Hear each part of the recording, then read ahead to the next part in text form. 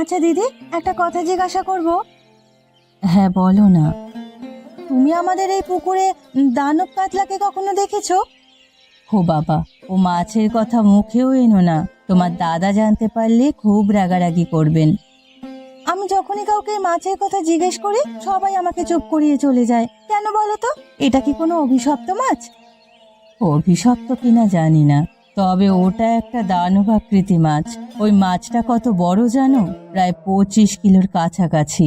শ্বশুর মশাই আদেশ দিয়ে গিয়েছিলেন ওই মাছটাকে কোনোদিনও যেন পুকুর থেকে তোলা না হয়। আচ্ছা, মাছটা আমাদের পুকুরে আসলো কিভাবে? আসলে বাবা ছিলেন অত্যন্ত পরিশ্রমী মানুষ। যে বছর মারা গেলেন তার 3 বছর আগে এই বিরাট পুকুরটা খনন করেছিলেন। বর্ষাকালে এই পুকুরের স্রোতের কোলাহলের দিকে তাকালে মনটা একেবারে ভরে উঠত। এরকম এক বর্ষাকালে বাবা এই পুকুরে মাছ চাষ শুরু করেছিলেন। তিনি নাকি স্বপ্নাদেশ পেয়েছিলেন। তবে এই পুকুরে মাছটা কিভাবে এসেছিল সেটা আজও রহস্য। যদিও এই বিশাল কাতলাটাকে আজ পর্যন্ত কেউ পুরোপুরি দেখতে পায়নি। এই মাছটা 3 বাড়ির কাতলা নামেই পরিচিত।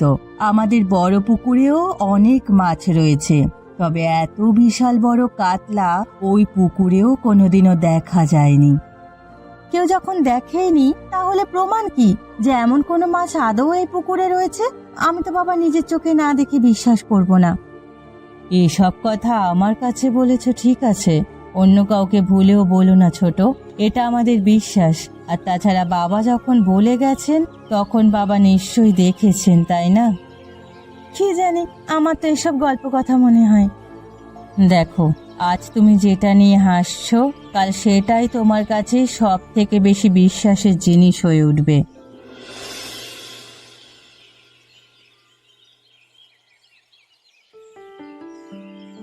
এর সামনেই তো পঞ্চায়েত নির্বাচন, এবারে এমন কিছু করতে হবে যাতে সবাই আমাকেই ভোটটা দেয়। কিন্তু হাতে তো খুব বেশি সময় নেই, এমন কি করা যায় বলো তো?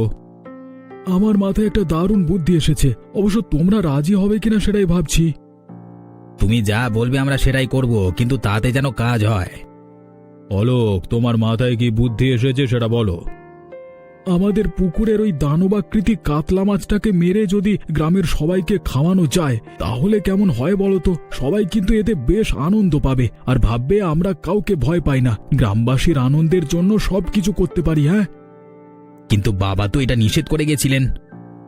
বাবা তো এখন আর বেঁচে নাই রে বাবা। তাছাড়া এই সময়টা মোক্ষম চাল হবে। প্রথমে এই কাতলা মাছটাকে পুকুর থেকে তোলা হবে, তারপর সেটাকে রান্না করা হবে। পুরো ব্যাপারটা একটা উৎসবের মতো হবে, তাই না? গ্রামবাসীদের জন্য এই আয়োজনে সবাই নিশ্চয়ই অনেক খুশি হবে।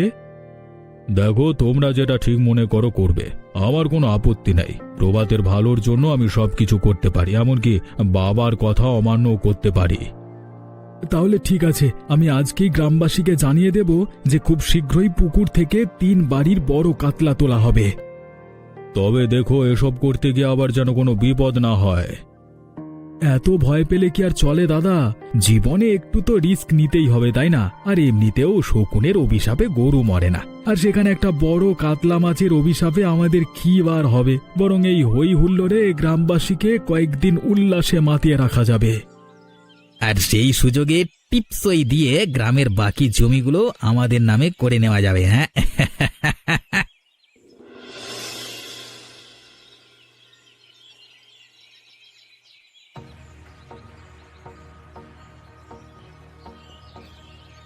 কি হলো? কোনো খারাপ স্বপ্ন দেখেছো?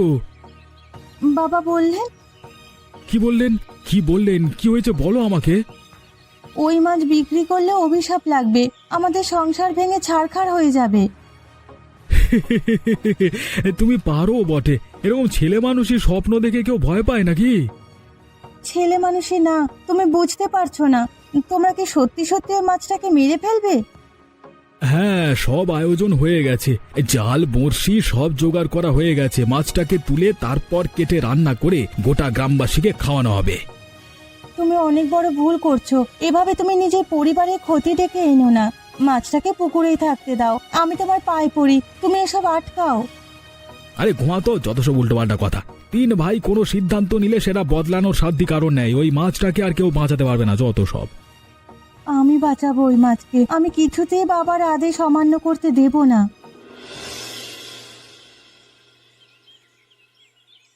দেখেছো তো কত বড় জাল আনা হয়েছে। তোমার কি মনে হয় মাছটা জালে উঠবে? না উঠে উপায় আছে? ইয়া বড় জাল, লোহার বড়শি সব জোগাড় হয়ে গেছে। না না, এটা হতে পারে না, মাছটাকে আর বাঁচাতে হবে।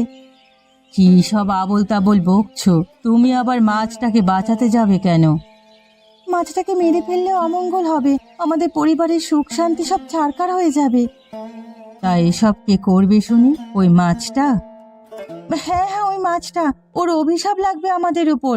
তুমি বিশ্বাস করো, আমি স্বপ্নে দেখেছি বাবা আমাকে আদেশ দিচ্ছেন ওই মাছটাকে যেন কেউ না মারে।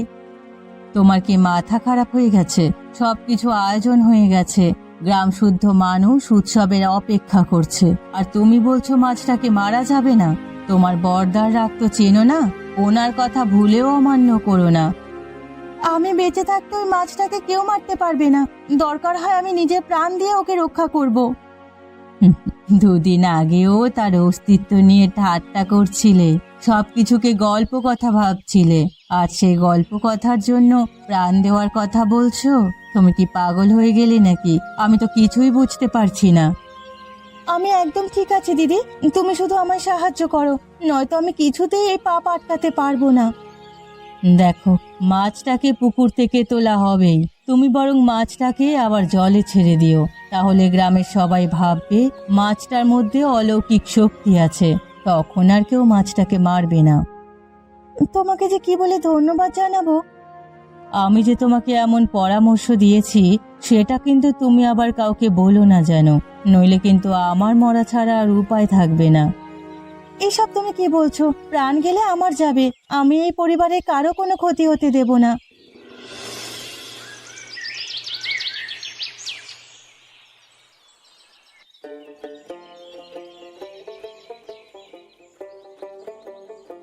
আয় হরি, বস। তুমি সারা রাত এখানেই ছিলে নাকি? হ্যাঁ, গ্রামের প্রায় সবাই তো সারা রাত জেগে বসে আছে। সে কি বিশাল বড় মাছ, কিছুতেই জালে ওঠে না। প্রায় 10 জন জেলে সারা রাত জাল টেনে ওঠালো। কত বড় বড় রুই, সিলভার কার্প, শিঙি, মাগুর উঠলো, কিন্তু সেই কাতলা কৌশল করে বেরিয়ে গেল। তারপর সারা রাত লোহার বড়শি দিয়ে ফাঁদ পেতে ফেলে রাখা হলো। ভোরে দেখি ওই কাতলা সেই ফাঁদও গুঁড়িয়ে দিয়েছে। তারপর 3 ভাইয়ের সিদ্ধান্তে এখন পুরো পুকুর শুকিয়ে ফেলা হচ্ছে। রাত ভর এই কাণ্ড দেখে অনেকে তো অনেক রকম কথাও বলছে। তাই নাকি? কি বলছে গো সবাই? অনেকেই বলছে এটা নাকি কোনো সাধারণ মাছ না, এটা পুকুরের দেবতা। এই কাতলাকে মারলে 3 বাড়ি অভিশাপে শেষ হয়ে যাবে। তোর কি মনে হয়, এগুলো ঠিক? আমাদের কি কাকা, যাই বলো, 3 বাড়ির কর্তা বাবুরা আমাদের তো কোনোদিনও তেমন কোনো সাহায্য করেনি, শুধু নিজেদের আকের গুইচেছে। হ্যাঁ, তো এখন আমরা কেন ওদের ভাবতে যাব? যা পারে করুক কলা। সে তো অবশ্যই ঠিক বলেছিস। সবাইকে দেখে মনে হচ্ছে যেন একেবারে উৎসব শুরু হয়ে গেছে, মেলা মেলা। হ্যাঁ, দাঁড়াও দাঁড়াও দাঁড়াও, ওই দেখো বিশাল ঢেউ উঠলো। উরে বাবা, ওইটা মনে হয় ওইটাই তো কাতলাটা। যাক বাবা, অবশেষে ধরা গেল। দেখ, মনে হচ্ছে যেন কোনো দৈত্যকে বন্দি করা হচ্ছে। সূর্যের আলোয় যেন বেশি চিকচিক করছে। ওজন অন্তত 50 কিলো তো হবেই। লম্বায় প্রায় 1.5 মিটার। আজকে সত্যি একটা ঐতিহাসিক দিন বটে। এত বছর ধরে লুকিয়ে থাকা কাতলাকে অবশেষে ধরা গেল। হ্যাঁ দিদি, এদিকে এখন কেউ নেই, আমি হরিকে বলে রেখেছি ও মাছটাকে সামনের বড় পুকুরের গভীর জলে ছেড়ে দেবে। যা করার তাড়াতাড়ি করো। দেখো দেখো, মনে হচ্ছে পুকুরের কাদা মাখা জলে যেন মাছটা মন্ত্র জপছে। দেখেছো, তোমাকে আমি বলেছিলাম না, একদিন এই মাছের গল্প কথাই তোমার অনেক বড় সত্যি বলে মনে হবে। তবে তুমি ভালো করে ভেবে দেখো, তুমি যেটা করছো সেটার ফল কিন্তু ভালো হবে না, তোমাকে এর জন্য অনেক বড় শাস্তি পেতে হবে।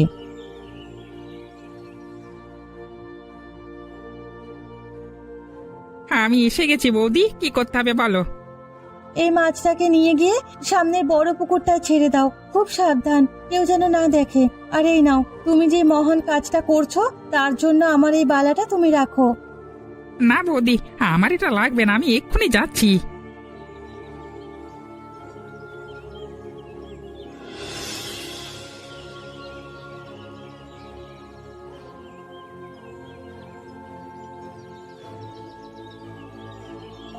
ভাই, কাজটা করেছো? হ্যাঁ, কেউ দেখেনি। পুকুরের গভীর জলে যেতেই মনে হলো মাছটা প্রাণ ফিরে পেল। এক বিশাল বড় ঢেউ তুলে টুপ করে অদৃশ্য হয়ে গেল। আমরা শুধু লোভ করে যাই, অথচ ছেড়ে দেওয়াতেই যে আসল মহত্ব সেটা আমরা বুঝতে চাই না। কিন্তু বৌদি, তুমি যে কর্তা বাবুদের বিপক্ষে গেলে, ওরা জানতে পারলে কিন্তু খুব রাগারাগি করবেন। সে আমি সামলে নেব, তুমি চিন্তা করো না।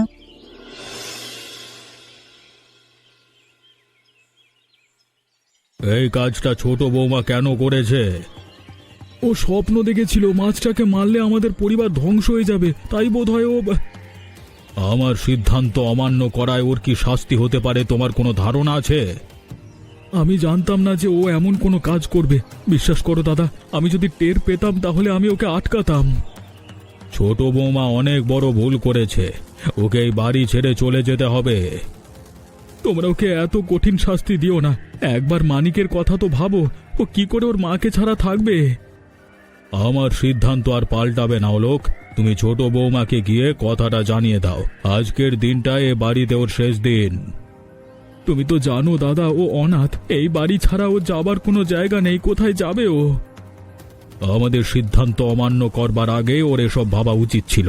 আর তাছাড়া প্রথম এই পরিকল্পনাটা কিন্তু তুমিই দিয়েছিলে। আমি মানছি সুভাষিনী ভুল করেছে, কিন্তু তোমরাও তো বাবার আদেশ অমান্য করেছো। মুখে মুখে কথা বলবে না। এক্ষুনি যাও আর তোমার বউকে জানিয়ে দাও ও যেন আজকে রাতের আগে বাড়ি ছেড়ে বেরিয়ে যায়। ঠিক আছে, তাই হবে। তবে একটা কথা মনে রেখো দাদা, কাউকে রক্ষা করা আর জেনে বুঝে কারোর ক্ষতি করা দুটো কিন্তু আলাদা। আর ওপরওয়ালা কিন্তু সবকিছু দেখছেন, তিনি কাউকে ছাড়বেন না।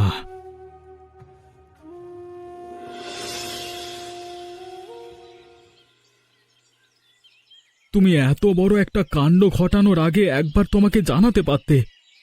সেদিন আমি বলেছিলাম মাছটাকে তুলতে না, তখন তো তুমিও আমার কথায় গুরুত্ব দাওনি। স্বপ্নাদেশ পাওয়ার পরেও আমি কি করে এত বড় একটা পাপ করতাম তুমি বলো? গ্রামের মানুষ ভাবছে সত্যি বোধহয় মাছটা পুকুরের রক্ষক দেবতা, সেই জন্যই সবার অগোচরে নিজের জায়গায় ফিরে গেছে। ভাগ্যিস বড় পুকুরে ফেলেছে, নয়তো অন্য কোনো পুকুরে দিলে হয়তো কারোর চোখে পড়তো, আমাদের নিয়ে সবাই ছিছি করতো, ভাবতো আমরা এতটাই ভীতু যে মাছটাকে মেরে কাটবার বদলে আবার জলে ছেড়ে দিয়ে এসেছি। মাছটাকে দেখে খুব কষ্ট হচ্ছিল গো। যাও যাও, এবার বাড়ি থেকে বেরিয়ে যাবার প্রস্তুতি নাও। আর কি করবে? হ্যাঁ, সেই বরং ভালো। তোমার একটুও কষ্ট হচ্ছে না? একটুও ভয় করছে না? না, মানিককে সবাই অনেক ভালোবাসে। আমি এখানে না থাকলেও মানিকের তেমন কোনো অসুবিধে হবে না। তুমি কি করে ভাবলে আমি তোমাকে যেতে দেব? আমি ঠিক কিছু না কিছু একটা উপায় বের করব। দাদা যখন একবার সিদ্ধান্ত নিয়ে ফেলেছেন তখন আর কোনো উপায় খুঁজে লাভ নেই। ঠিক আছে, যেখানে ইচ্ছে চলে যাও। হ্যাঁ, একটু পরেই চলে যাব, তারপর আর কোনো দিন আমার দেখা পাবে না। হরি, তুই এখানে বস, তোর সঙ্গে আমার কিছু কথা আছে। সুভাষিনী, বড় বৌদি তোমাকে ডাকছিলেন। যাও, কি বলে একটু শুনে আসো তো। কর্তাবাবু, আমি কোনো ভুল করিনি। বৌদি আমাকে একটা আদেশ দিয়েছিলেন, আমি সেটাই মান্য করেছি। ঠিক আছে, কিন্তু এবার তোকে আমার আদেশটাও পালন করতে হবে। কি করতে হবে বলুন? দাদা সুভাষিনীকে এ বাড়ি থেকে বেরিয়ে যেতে বলেছে। যদি সুভাষিনী সত্যি সত্যি বাড়ি ছেড়ে বেরিয়ে যায়, তাহলে তুই সবার সামনে এসে বলবি মাছটাকে তুই নিজের ইচ্ছে জলে ফেলে দিয়েছিস। সুভাষিনীর কোনো দোষ নেই, যা কিছু হয়েছে সবকিছু তুই আমাদের উপর বদলা নেওয়ার জন্য করেছিস, কারণ প্রভাতদা অন্যায়ভাবে তোর জমিটা কেড়ে নিয়েছিল। ঠিক আছে, আমি তোমার আদেশ মান্য করব। সুবাসিনী বৌদি আমায় ভাই বলে ডাকে। ভাই হিসেবে দিদিকে রক্ষা করাটা আমার কর্তব্য। তার জন্য আমার যা শাস্তি হয় আমি মাথা পেতে নেব।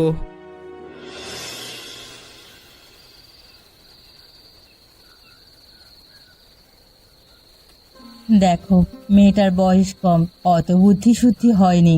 ওকে বাড়ি থেকে বের করো না। মাছটাকে কাদা জল থেকে তুলে বড় পুকুরে কিন্তু হরিই ফেলেছিল। হরি সব স্বীকার করে নিয়েছে। দরকার হয় তুমি হরিকে গ্রাম ছাড়া করো। আর তাছাড়া এটা তো সত্যি যে ওর জমিটা ওর থেকে অন্যায়ভাবে কেড়ে নেওয়া হয়েছিল। যাই বলো, অন্যায়ের শাস্তি একদিন না একদিন পেতেই হয়। কি বলতে চাইছো? আমার ভাই চিটিংবাজ?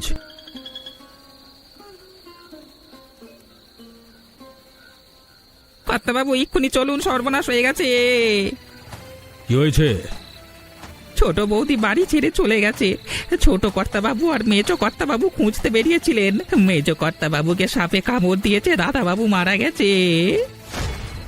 তুমি কি করলে ওপরওয়ালা? আমার ভাইটিকে আমার কাছ থেকে কেড়ে নিলে। অলোক কোথায়? ও ঠিক আছে তো? আর সুভাষিনীকে খুঁজে পাওয়া গেছে? না না, বৌদিকে পাওয়া যায়নি। অলোক দাদাবাবু আর গ্রামের কয়েকজন মিলে প্রভাত দাদাবাবুর মৃতদেহ বাড়ি নিয়ে আসছে। ওই অলক্ষণে মেয়েটার জন্যই আমার ভাই শেষ হয়ে গেল। ওকে আমি কোনো দিনও ক্ষমা করব না।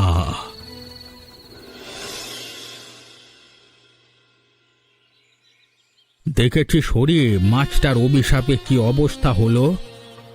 আমার শুধু ছোট বৌদির জন্য খারাপ লাগছে। ছেলেটা সারা গ্রামে মাকে খুঁজে বেড়াচ্ছে গো। হ্যাঁ, ওর জন্যই খারাপ লাগছেই বটে। শুধু শুধু বড় কর্তা বাবুর জন্য ওকে আর ওর মাকে শাস্তি পেতে হলো। হরি, একটু খুঁজে দেখ না, মানে ছোট বউটা নিশ্চয়ই আশেপাশের কোনো গ্রামেই গেছে। মা মরা মেয়েটাকে রাতে এভাবে বের করে ওরা ঠিক করেনি। গ্রামের সবাই তো ঠাট্টা করছে, বলছে একটা মাছের অভিশাপে এভাবে পুরো পরিবার ছারখার হয়ে গেল। ওরা আমাদের কি করে বাঁচাবে? এবারে পঞ্চায়েত নির্বাচনে মিহিরদার পাল্লা ভারী। যতই হোক প্রভাত কর্তাবাবুর থেকে তো শতগুণে ভালো মানুষ, এলাকার মানুষের জন্য অনেক কিছু করেছে। সে তুই ঠিকই বলেছিস, আমরা কি কিছু বুঝি না নাকি? আমাদের বোকা বানানোর জন্য মাছ তোলবার মতলব করেছিল। এখন দেখো নিজেদেরই কি অবস্থা। ভাইয়ে ভাইয়ে ঝামেলা আর ওপরে ওপরে মিলমিশ দেখায় যত সব।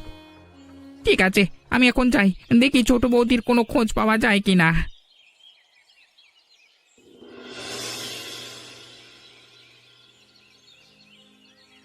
জেঠু, আমার মা কোথায় চলে গেছে গো? আমি জানি না। আমি শুনেছি তুমি আমার মাকে বকা দিয়েছো, তারপরেই মা চলে গেছে। তুমি আমার মাকে খুঁজে নিয়ে আসো জেঠু। আমি পারবো না বললাম তো।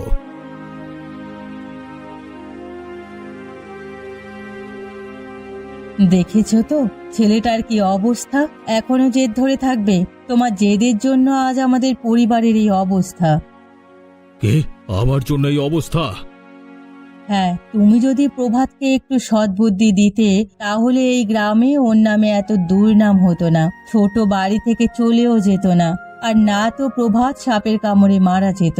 এখন বাচ্চাটারও কান্নাকাটি করে খারাপ অবস্থা। সব দোষ যখন আমার, তাহলে আমি এ বাড়ি থেকে চলে যাচ্ছি। দাঁড়াও দাঁড়াও, এমন করো না।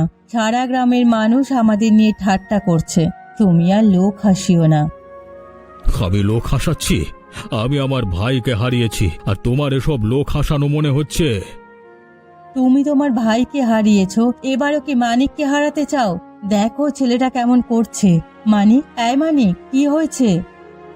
মা, মা তুমি কোথায় মা? মানিক, মানিক ওঠ মানিক, আমি তোর মাকে খুঁজে নিয়ে আসবো রে। একবার তাকা মানিক, একবার তাকা। ওকে এক্ষুনি হাসপাতালে নিয়ে যেতে হবে, তাড়াতাড়ি চলো। হ্যাঁ হ্যাঁ, তুমি অলোককে ডেকে আনো। তোর জেঠু তোকে কিচ্ছু হতে দেবে না রে মানিক। তোকে হাসপাতালে নিয়ে যাচ্ছি, তুই এক্ষুনি ঠিক হয়ে যাবি। তোর মাও ফিরে আসবে ছোট বৌমার কাছে। আমি ক্ষমা চাইবো, আমি ক্ষমা চাইবো। তুই শুধু সুস্থ হয়ে যা বাবা।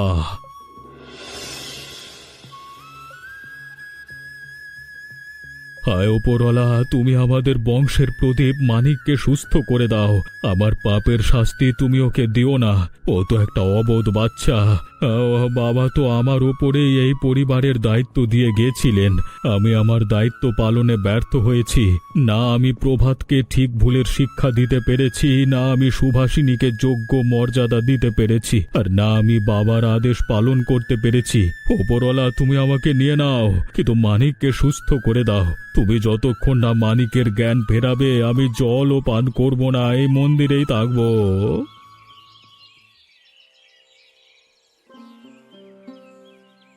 দাদাবাবু হাসপাতালে চলুন, সবাই আপনাকে খুঁজছে। না, আমি যাব না। যতক্ষণ না মানিকের জ্ঞান ফিরবে আমি এখান থেকে উঠব না। আমি এখানেই থাকবো। দেখি দেখি কি হয়।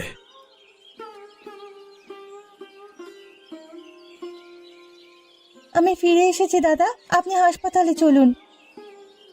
তুমি কোথায় চলে গেছিলে মা লক্ষ্মী? আমার জন্য তোমার অনেক কষ্ট হয়েছে, তাই না? আমার জন্য তোমার ছেলের আজকে এই অবস্থা। আমি জানি তুমি কোনো দিনও আমাকে ক্ষমা করবে না। এভাবে বলবেন না দাদা, আপনি আমার গুরুজন। আমার মা বাবাকে আমি ছোটবেলায় হারিয়েছি। আপনি আর দিদি আমার কাছে আমার মা বাবার মতো। আমার কোনো অন্যায় হয়ে থাকলে আমাকে ক্ষমা করে দেবেন। না না না না, অন্যায় আমি করেছি, তার শাস্তিও আমি পেয়েছি, কিন্তু আর না। আমি আমার সব ভুল শুধরে নেব। আপনার চোখ মুখ কেমন লাগছে? আপনি কিছু খেয়ে নিন দাদাবাবু। হ্যাঁ ভাই, তুমি দাদাকে কিছু খাইয়ে হাসপাতালে নিয়ে এসো। আমি হাসপাতালে গেলাম। ঠিক আছে বৌদি।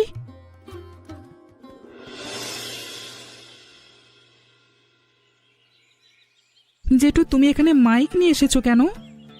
কারণ আমি কিছু ঘোষণা করতে চাই। তুমি কি ঘোষণা করবে?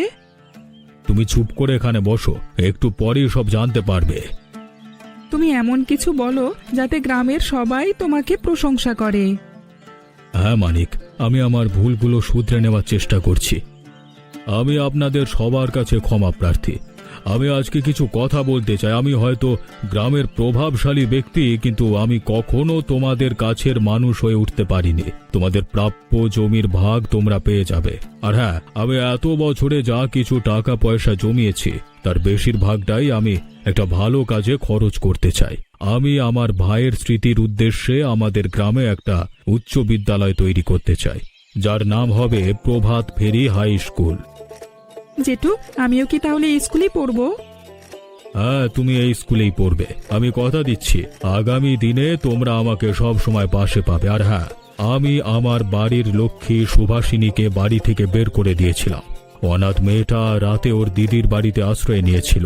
ওকে অনেক কথা শুনতে হয়েছে আমার জন্য, তাই আমি সবার সামনে ওর কাছে আর অলোকের কাছে ক্ষমা চাইছি। তোমরা আমাকে ক্ষমা করে দিও। আর সবশেষে যার কথা না বললেই নয়, সে হলো আমাদের 3 বাড়ির কাতলা। আমি আগে ওপরওয়ালাকে বিশ্বাস করতাম না, তবে এই মাছটা আমাকে ওপরওয়ালাকে বিশ্বাস করতে বাধ্য করেছে। আমি সবাইকে একটাই অনুরোধ করছি, এই মাছটাকে কেউ কোনো দিনও জল থেকে তুলো না। জেঠু, দেখো সবাই তোমার কথায় অনেক খুশি হয়েছে। সবাই হাততালি দিচ্ছে আর তুমি কাঁদছো। না রে বাবা, কাঁদছি না, মনটা হালকা করছি। অনেক দিন ধরে সবকিছু মনে চেপে রেখে কষ্ট পাচ্ছিলাম, তো তাই। কিন্তু এখন আর কোনো কষ্ট নেই আমার মনে। তাহলে গ্রামের সবচেয়ে পরিচিত ব্যবসায়ী করিম মিয়া দোকান খোলার সময় হয়েছে। নামাজ রোজা করে প্রথম কাতারে দাঁড়ায়। আসসালামু আলাইকুম করিম মিয়া। কেমন আছেন করিম চাচা? সবাই তাকে ভালো মানুষ বলেই চিনত, কিন্তু আল্লাহ জানেন মানুষের লুকানো কাজ। বছর আগে করিম বাকিতে মাল নিয়েছিল এক গরিবের কাছ থেকে। করিম ভাই, এই নিন, পরে টাকা দিলে চলে। ধন্যবাদ ভাই। লোকটা মারা যায়, রেখে যায় ছোট্ট এতিম ছেলেকে।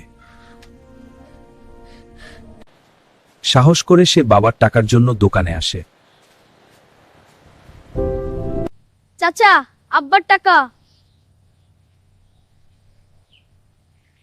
এই ছেলে, তুই এখান থেকে এখনই চলে যা, আর ফিরে আসবি না।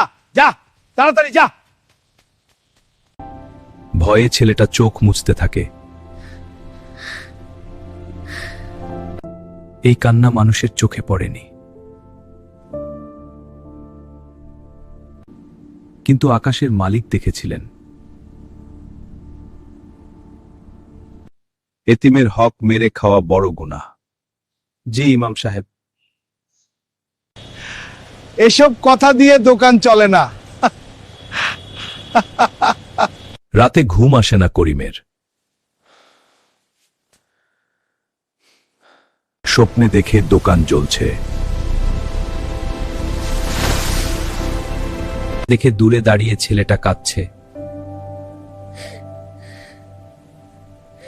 ঘুম ভেঙে যায়, কিন্তু সে গুরুত্ব দেয় না। সকালে দোকান খুলতেই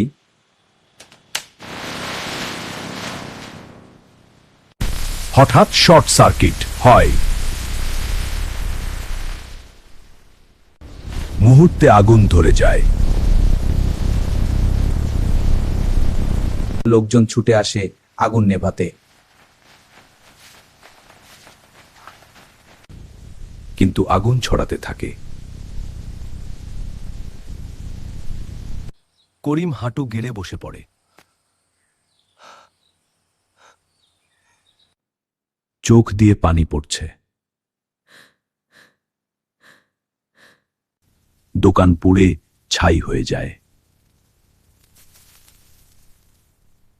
দূরে দাঁড়িয়েছিল সেই এতিম ছেলেটা। সব শেষ, সে বুঝে যায়। করিমের মনে পড়ে নিজের অন্যায়।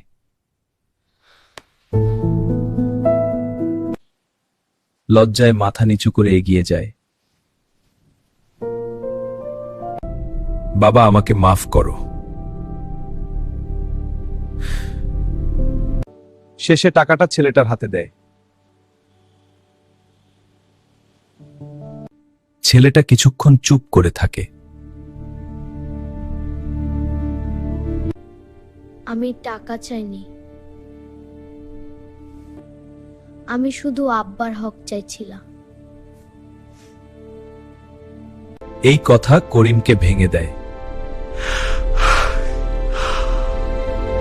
সে ছুটে যায় মসজিদে। ইমাম সাহেব, আমি খুব অনুতপ্ত। কাঁদছে কেন বাবার ভুলের জন্য? তওবা করো, মাফ পাবে। আল্লাহ ক্ষমাশীল। কিন্তু মানুষের হক ফিরাতে হবে।